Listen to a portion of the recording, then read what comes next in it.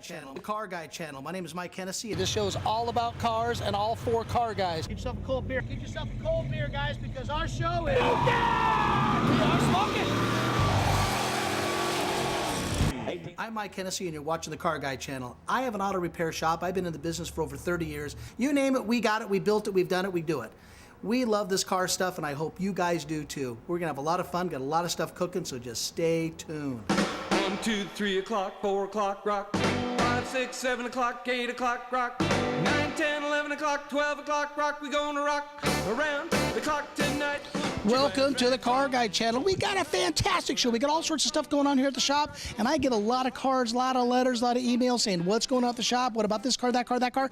We got a lot of stuff going on. A couple of things are finished, and one car that I think you're really, really going to like. We're doing a lot of work here at the shop, getting our lifts ready for the winter coming in, making some changes. We put up one of these other lifts strictly to give us some room so we can work on some cars underneath it. And we put one of my little light old cars up on the top, make sure the rack's working okay. Just got it running for some of our filming coming on today. And we're looking forward to showing you some of the cars. There's a car, 1937 Chevy. I'm telling you, I get so excited about it. It's because of the owner of the car. Lane's turned out to be a customer and then turned out to be a personal friend. And that's what this business is really all about. Car guys have good camaraderie with each other, and how we do life and how we do cars really makes us really who we are. And I want to show you really what's going on with quite a few things at the shop. The 67 Corvette, that car's coming out great. This car's going to be sent to Arizona. Got to show it to you. So two things you don't do. Don't touch that dial, and don't be touching a lot of these cars. Sit down, get yourself a cold one, and enjoy the show. As for one of the cars of the week is a 1937 Chevrolet, and I'm telling you, this is not like how they built them in 1937. I've been dying to get this on the show. Now, we did not build this car from scratch or from bumper to bumper. Is what we're doing it for a very good client is that we're servicing it and taking care of it. The neat thing about our client, Lane, is a great guy, probably one of my closest friends as far as the car world. He's just getting to know him is just phenomenal. But he went ahead and he's a service guy himself. He can build this type of car. He's a upholstery guy. He's a hands-on guy. But Lane finally decided, he said, the age we're going into, if I ever find one at a good buy, I'm going to buy it. Lane went ahead and bought the best of the best. And you can tell it's a 1937 Chevy, and the paint on the car is outstanding. You got a beautiful, gorgeous pearl white on the bottom, and you got kind of a candy apple, not pearl, but a candy apple bright red on the top, and it's pinstriped off, so you kind of got a multitude of colors here. You kind of got a nice, good medium silver in the center, silver metallic, and it's pinstriped, and I mean really, really fine, and I love that detail in this. It's kind of a really soft gold that's inside here. I'm telling you, the whole complete look of the car, I can see why Lane bought it, because this car has a lot of class. Lane himself has a lot of class, and he likes to get good stuff, and he wouldn't have bought it if it really wasn't right. The workmanship done on the car is absolutely fantastic. But part of things I want to explain to you guys, when you do get these type of cars, they still need their oil changed. They still need to be serviced. They do need their brakes looked at. A lot of people have a lot of street rods and they go, hey, that car was all restored. Hey, restoration's great, but it doesn't always last. You still like your family car. You still need to service them up. And Lane brought the car in for service. A couple of oil leaks, a couple things. And something we did to this car here that I think was pretty impressive, because Lane wanted to make the car a runner, driver, make it user-friendly, besides just looking good, because that's what the car does.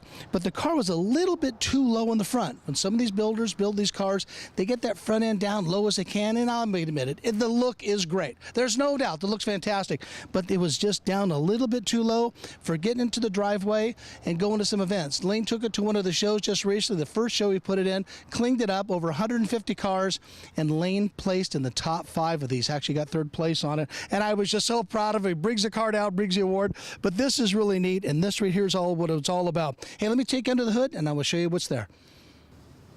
Under the hood of this car is simple, and that's what I really like. Not a lot of real complicated items under the hood. The builder went ahead and had his own style, his own way of doing it, and he came off with a pretty neat setup. A simple 4-barrel carburetor. Alloy aluminum valve covers, smart clean air cleaner, a General Motors high energy ignition. This makes this car really, really driver and user friendly. I love it on that. This right here is the cap to fill the power steering. Now these lines run down to the car because it has rack and pinion steering. Makes the car handle really, really nice. I was down here for a couple little leaks we're taking care of in the oil. We took care of them on the 2 seals in the front, hoping we got them all instead of replacing the whole spool valve and everything. But again, these things take service because they are now getting driven on the car. But look, the way this thing here was done with the striping that's in the center here, the way they two-toned it. What I really like is some of the detail. These pieces are chrome plated. So when you lift this hood, this locks into position. Makes it so, again, user-friendly. It's friendly to use. We got air conditioning. We have an alternator. Underneath the hood of this car shows really, really well. A little more detail when you're going to be going to heavy show stuff. This car could be a heavy show car if that's the avenue you want to go to. But this is really nice for the street. Very streetable. Lane, you did a great job. And we're going to show a few more real cool options this car's got. There's a handful of things that tell you what a good street rod is, and one that's maybe a little on the edgy side. This car here has no edge at all. I love the way the headlights are put in. These right here are these beautiful beamed lights, the 3-star with the blue point in the center. They look absolutely fantastic on the car. Nice and small, very bright, and these here are safe. And they're adjusted, and the guys took their time to do it. And all the rubber that goes around the mounting right here, these were painted separately and done right, and that's really where it comes into. Sometimes these cars are not always about driving, sometimes they're always about arriving. When this car pulls up, you got a beautiful car. Now, what I think was really kind of cool and done with really good soft taste is these little corner lights. Now, these turn signals and corner lights come in there. It kind of might be kind of small, but that's the way street rods are done. There's no front bumper on here to protect this stuff. That's what the street rod world's all about. Different stuff and different ideas. But when they decided to do the Chevy style, these have the nice, big, long, fluted grille that I think looks fantastic. The chrome is great, the hood ornament, and I'm going to get out of the way because you got to see the front end of this car. This right here is what it's all about.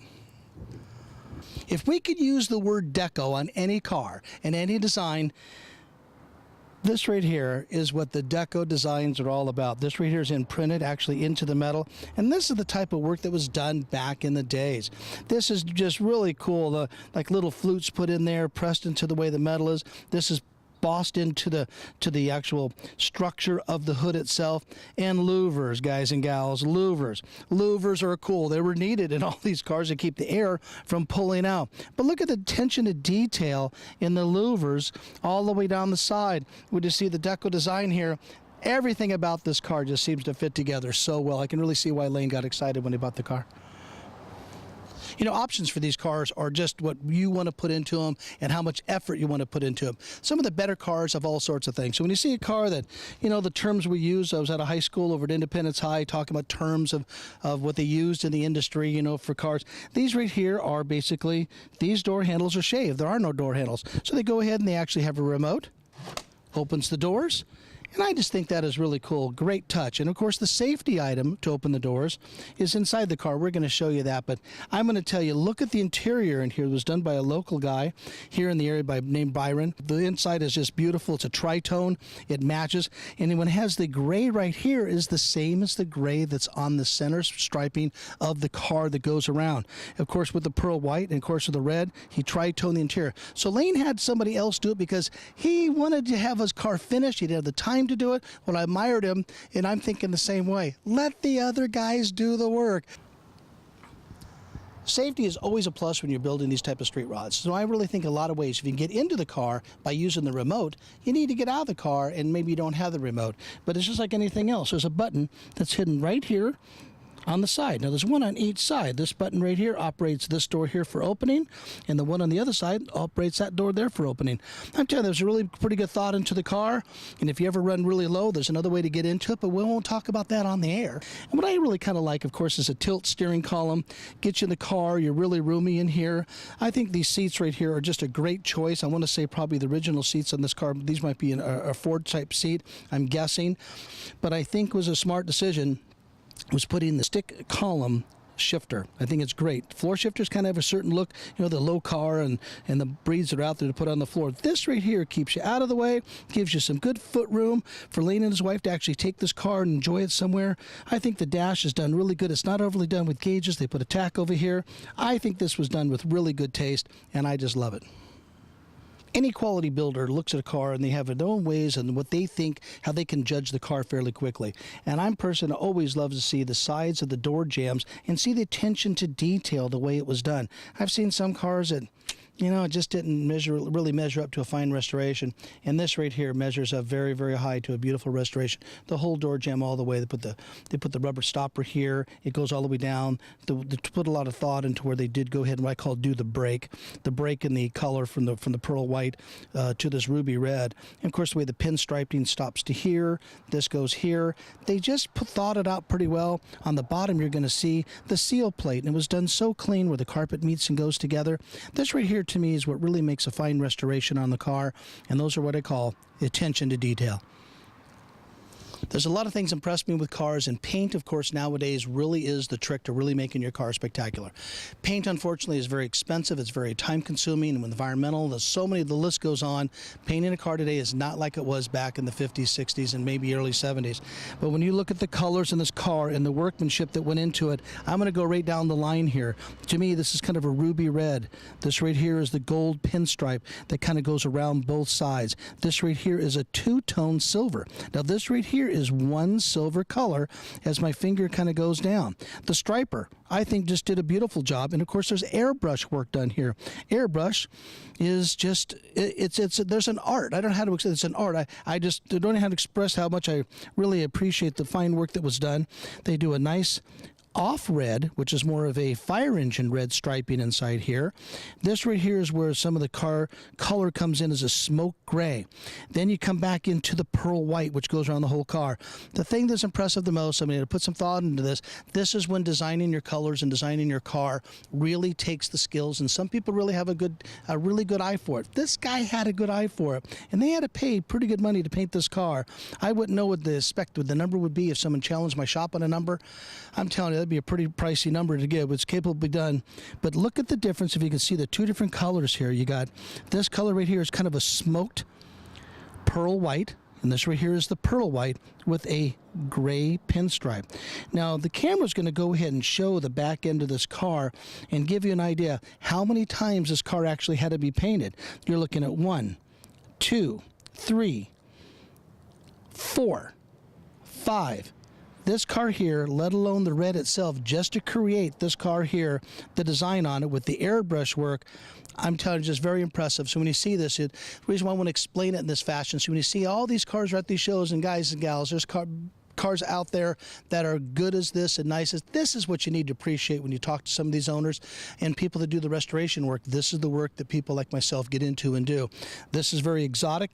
Today, when you look at how many colors, how many times you have to do it, then you got to put a clear coat. I could go on and on and on, not to bore you with it, but I'm telling you, you probably have to get up and get another beer for me to go through all the rest of all the talent that goes into this car.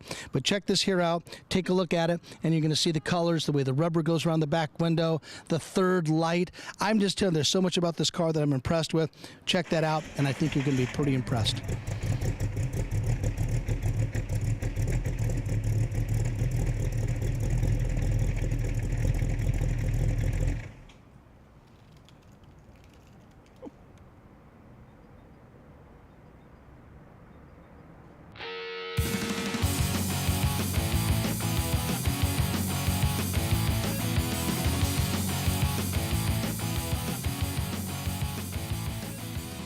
So what you got here, this is an alternator inside of a generator body. So you get your old school rat rods or hot rods that came with a generator.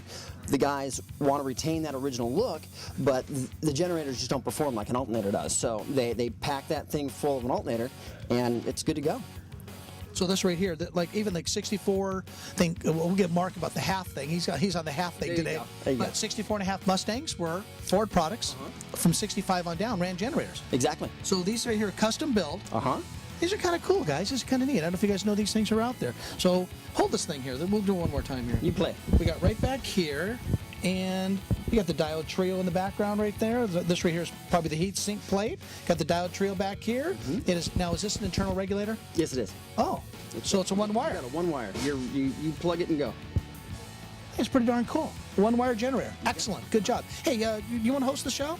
He can host the show next. We'll get Mark to host the show next time, and just go ahead and say whatever you want to say. It's all yours. We'll be back with the Car Guy channel just before you know it. I'm going to bring you back to 1964. 1964 Dodge van. Now, we've done a few vans in the past, but I'm telling you, we met up with a good client, and he's been just a great guy. The neat part about Matt is that he knew what he wanted, and that really made our job a lot easier to do. We did painted bumpers. We two-toned it. This right here is kind of an off Wimbledon white, and with the teal. The teal's pretty close to what it was back in the 60s, and we two-toned it a pretty neat color. But the neat thing is we painted the parts individually, painted the mirrors separately, painted the bumpers and the rims. I'm telling you, what a good choice. You got to remember, when these things were built, these were built to be utility vehicles. You know, not a lot of frills, not a lot of power, not a lot of accessories go to it. They have a 6-cylinder. It's called a Slant 6 225, little single one-barrel carburetor with an automatic. But they have some pretty neat little options on this. But picking a car like this to restore was not easy. The availability for reproduction or aftermarket parts is very, very nil, hard to come up with. But let me show you some pretty neat stuff. You turn the door handle like this, and you open the door, and you take a look at the step on the bottom, and that's all mechanical. See that, how that opens? It's really pretty darn cool. Now, some of the cool things we wanted to do on this was give it a floor. And one thing good about Matt, he went down, he picked out the pieces for us that we needed to do. But again, for a guy like Matt with a lot of detail, he wanted things done a little bit more than the standard detail. He says, Mike, can I have that floor at a 45-degree angle?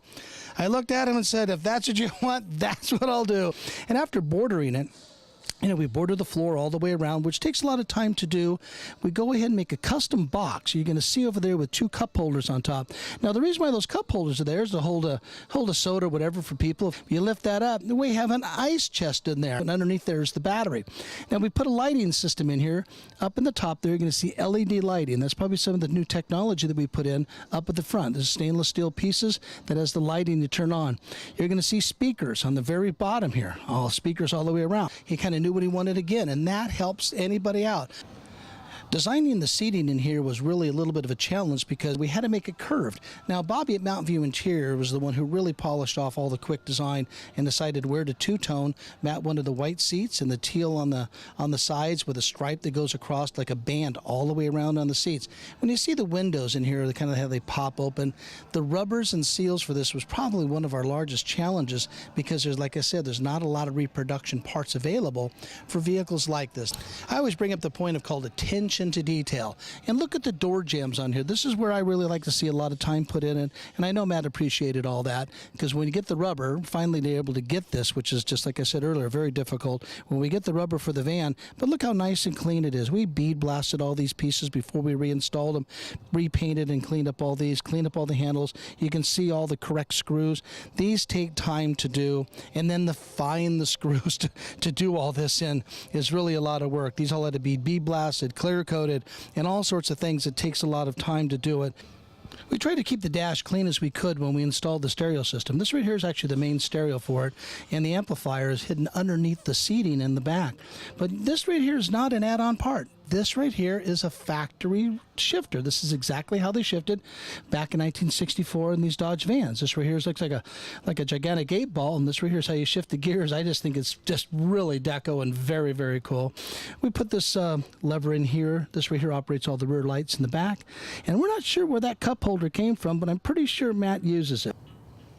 Let's talk 1964 roof rack. These right here are absolutely just very rare and hard to come by, but this roof rack here is all stainless steel. These right here are pot metal chrome pieces that actually swivel, so you can pretty much mount them really wherever you really need to. We decided to center the mount of this according to where the doors were, but we custom made this. This right here is 1/2 inch by 1.5 inch solid oak. It's actually kind of a red oak. It's the lightest oak you can get, and all we did was clear it.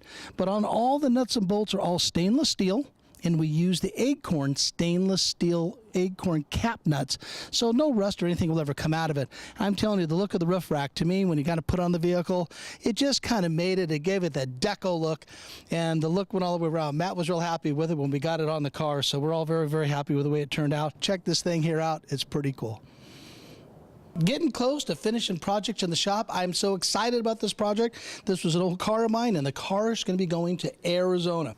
We've done quite a few episodes on the building of this car, getting this thing ready to send over to Arizona, but I want to refresh you on this, what this car really is. It's a 1967 427, 435 horsepower car with tri-power. Has 3 Holley carburetors, and that's the way it was sold. There was really nothing faster on the road that was sold in America, except for the few of these cars had an L88 engine. There were very few of them ever built, and extremely, and I mean extremely rare, and we're hitting the $1 million plus mark on those particular cars.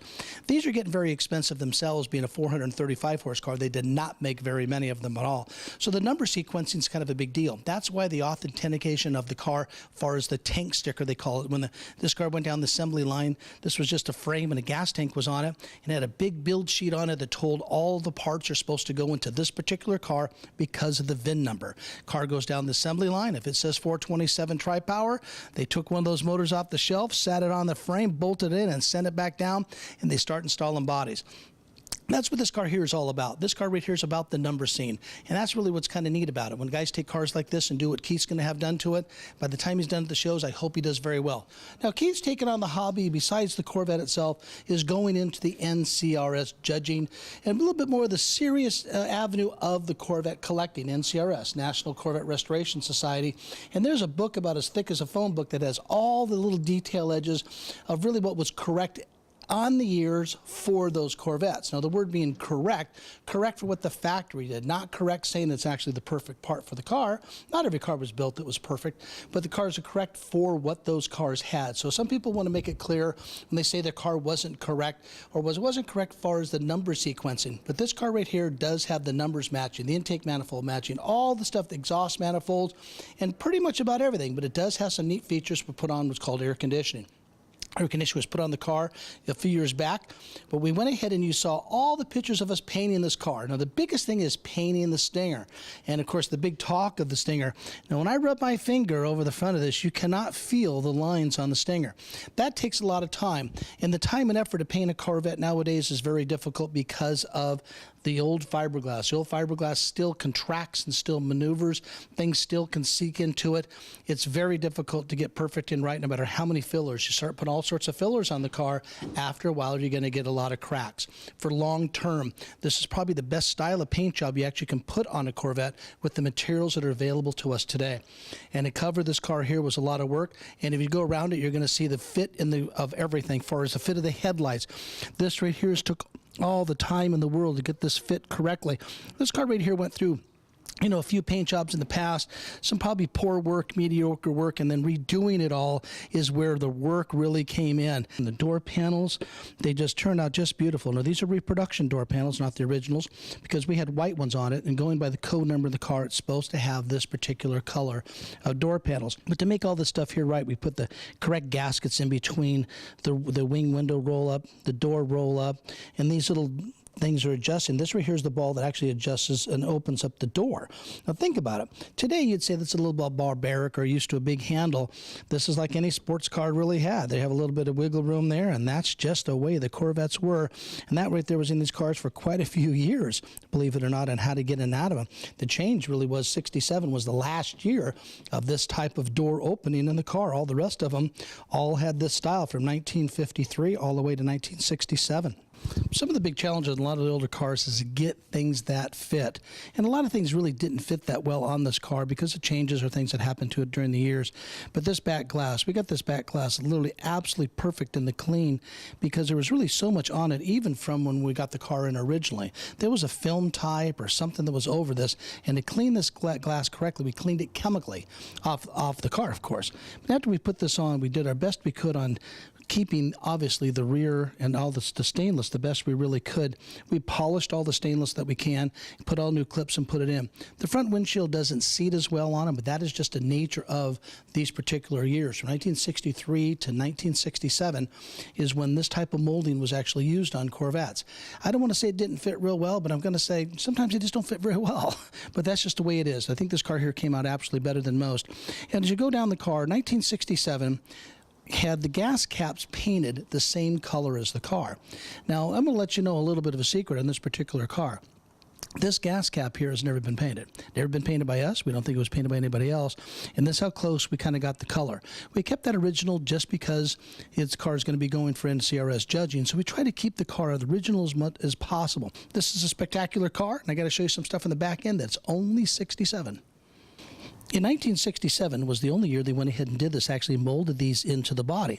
Now, a lot of street routers probably would have came up with this as the time went on, a new place to cut in lights and whatnot, but Chevrolet got a step ahead of everybody and went ahead and had these installed. These are the reverse lights for when you put the car in reverse. If it was an automatic or a standard shift, then these lights will come on when you put it in reverse. The earlier years were put in right here. Now, not all cars had reverse lights.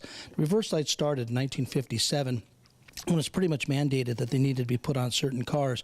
Cars had to have bumpers. Cars had a lot of other issues that needed to be done for safety reasons. But reverse lights are kind of a must. They went ahead and decided to go a little step further when Corvette decided to make it nice and big right into here. Came into 1968. They went backwards again and put them somewhere else in the car. But 67, this is what they did. This tells you really quickly the difference on the back end of a car from a 67 Corvette to any other mid-year car. Car's going to Arizona. Should be leaving in about a week, and we'll give you kind of a little bit of an update on how the car does at the shows. This is a 1967 427 435 horsepower car. Hot San Jose Nights this year was a total success. It's been absolutely fantastic since we held it over at Reed Hillview Airport. I want to thank the city. We got Dave Cortese involved, Cindy Chavez, and the whole team. I want to thank the whole city council for being involved in what we got going on. We have a lot of people we were honoring this year, and the list is a mile long. And we're just very happy to pleased with working with people that just do so many good things to the community. Next year for Hot San Jose Nights, we decided to do this, and it's taken me 9 years to do this with cards and letters and people like you at home that go ahead and send us things. We're going to be changing the date to Hot San Jose Nights. It's going to be in May this year. We're working on May 26th. Because of the heat, out in the tar mat, it was 104 degrees. That takes a lot of gas out of the deal. I'm telling you, it's hard for families, hard for kids, and our events always tries to be free as we possibly can get it. We take over the airport, and it's about STEAM, STEM, all sorts of things for family, science, technology, education, aviation, math, you name it, we try to cover it. They're strictly a family-orientated event. We've done barbecue cook-offs. We have all sorts of things we've done within the past.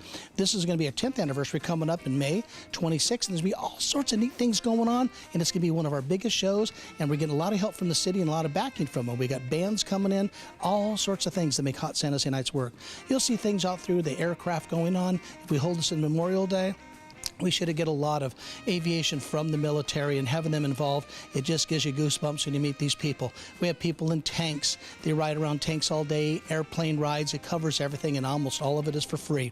That's kind of the way we like to do our events, and that's some of the compliments we get on the Car Guy channel about Hot San Jose Nights. It wasn't for all the great help of my wife, Susan Hennessy, that I really think she makes the whole event work because of all the hard work that she puts into it.